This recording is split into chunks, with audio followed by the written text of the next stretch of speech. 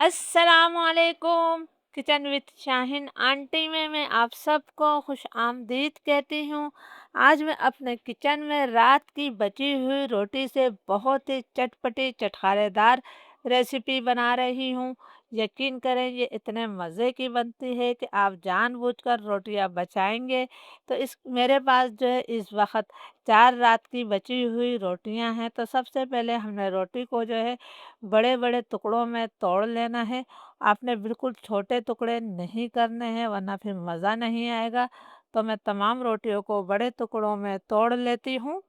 तमाम रोटियों को मैंने तोड़ लिया है तो चलिए ये चटखारेदार रेसिपी बनाना शुरू करते हैं। बची हुई रोटी से चटखारेदार रेसिपी बनाने के लिए मैंने आधा कप तेल लिया है।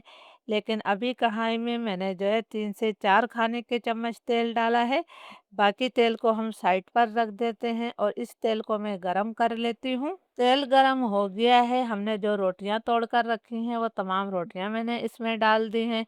मीडियम फ्लेम पर मैं रोटियों को इतनी देर तक फ्राई करूंगी कि इन पर हल्का सा गोल्डन ब्राउन कलर आ जाए और रोटियां हमारी अच्छी तरह से जो है क्रिस्पी हो जाएं।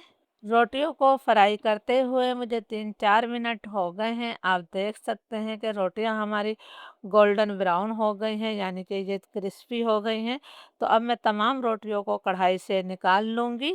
रोटी के टुकड़ों को मैंने कढ़ाई से निकाल लिया है। हमारे पास जो बाकी तेल था वो तेल मैंने कढ़ाई में डाल दिया है। कढ़ाई हमारी इस वक्त बहुत ज़्यादा गर्म है। तो मैं इसके अंदर एक दरमियाने साइज़ की प्याज को बारीक स्लाइस करके शामिल कर रही हूँ। प्याज को हमने हल्का गोल्डन ब्राउन कलर आने तक फ्राई कर लेना है। प्याज पर हल्का गोल्डन ब्राउन कलर आ गया है तो मैंने इसके अंदर 1 खाने का चम्मच अदरक लहसुन का पेस्ट शामिल किया है। अदरक लहसुन की भी हम 2 मिनट तक भुनाई करेंगे ताकि इसका कच्चापन ख़त्म हो जाए। अदरक लहसुन की मैंने भुनाई कर ली है। इसमें से खुशबू आने लगी है। फ्लेम अब मैं बिल्कुल लो कर रही हूँ। हम इसके अंदर कुछ मसाले डालेंगे।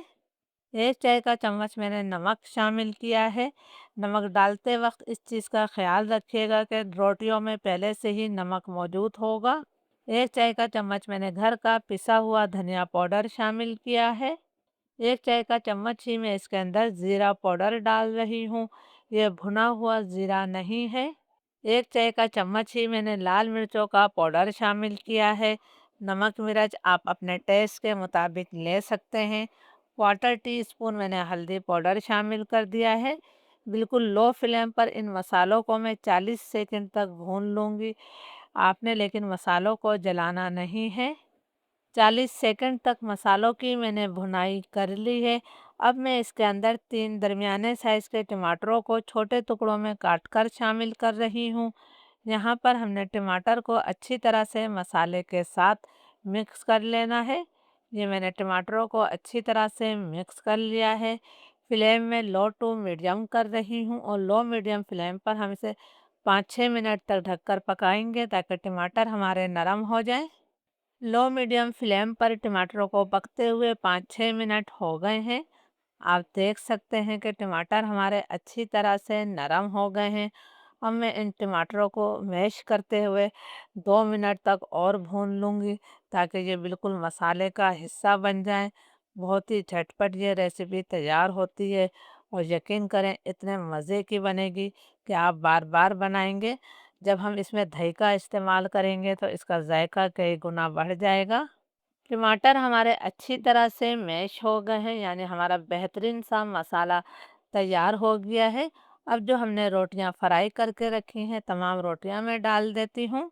यहाँ पर हमने रोटियों को भी मसाले के साथ अच्छी तरह से मिक्स कर लेना है। प्लीज़ अगर आप लोगों को वीडियो अच्छी लग रही है तो इसे ज़्यादा से ज़्यादा लाइक और शेयर ज़रूर कीजिएगा। चैनल पर नए हैं तो चैनल को सब्सक्राइब करें। 2 मिनट तक रोटियों को मैंने मसाले के साथ अच्छी तरह से भून लिया है। अब हम इसके अंदर पानी शामिल करेंगे। मैंने 4 रोटियां ली हैं तो मैं इसके अंदर जो है 2 कप पानी शामिल कर रही हूँ। पानी आपको कम लगे तो पानी आप ज़्यादा भी डाल सकते हैं। इसको हमने हल्का सा मिक्स कर देना है।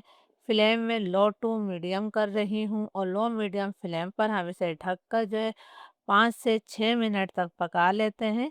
इसे हम बहुत ज़्यादा नहीं पकाएंगे। लो मीडियम फ्लेम पर इसे पकते हुए 5-6 मिनट हो गए हैं। आप देख सकते हैं कि तेल इसके ऊपर आ गया है। हमारी चटपटी चटखारेदार रोटियों की रेसिपी तैयार है। बस अब इसका जायका बढ़ाने के लिए हम कुछ चीज़ें और डालेंगे। आधा चाय का चम्मच मैंने घर का पिसा हुआ गरम मसाला पाउडर डाला है। 1 चाय का चम्मच मैं इसके अंदर चाट मसाला शामिल कर रही हूँ, या फिर आप अपने टेस्ट के मुताबिक भी चाट मसाला डाल सकते हैं। थोड़ी सी हम स्लाइस अदरक डाल देते हैं। 1 मुट्ठी भरकर मैंने हरा धनिया शामिल किया है। साथ ही हमने इसके अंदर थोड़ा सा पुदीना भी डाल दिया है, बहुत अच्छी खुशबू और जायका आएगा। 1 मोटी वाली हरी मिर्च मैंने और काट कर शामिल कर दी है। तमाम चीज़ों को हम अच्छी तरह से मिक्स कर लेंगे। बिल्कुल लो फ्लेम पर मैं इसे 2 मिनट का दम और दूँगी। फिर 2 मिनट बाद मैं इसे डिश में निकालूँगी और आपको बताऊँगी कि इसे सर्व किस तरह किया जाता है। अल्हम्दुलिल्लाह चटपटा चटखारेदार रोटियों का सालन तैयार है। तो पहले मैं इसे एक सर्विंग प्लेट में निकाल लेती हूँ। रोटी के सालन को मैंने सर्विंग प्लेट में निकाल लिया है। आखिर में आपने इसमें हस्बे ज़रूरत दही शामिल करना है। दही डालकर इसका जायका जो है कई गुना बढ़ जाता है। दही आपने लाजमी शामिल करना है। थोड़ा सा हम ऊपर से गार्निश कर देते हैं। तो मैंने 1 मोटी हरी मिर्च, थोड़ा सा पुदीना डाल दिया है, थोड़ा सा हरा धनिया शामिल कर दिया है।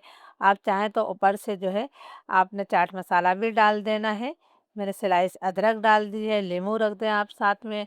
इजाज़त दीजिए, अल्लाह हाफ़िज़।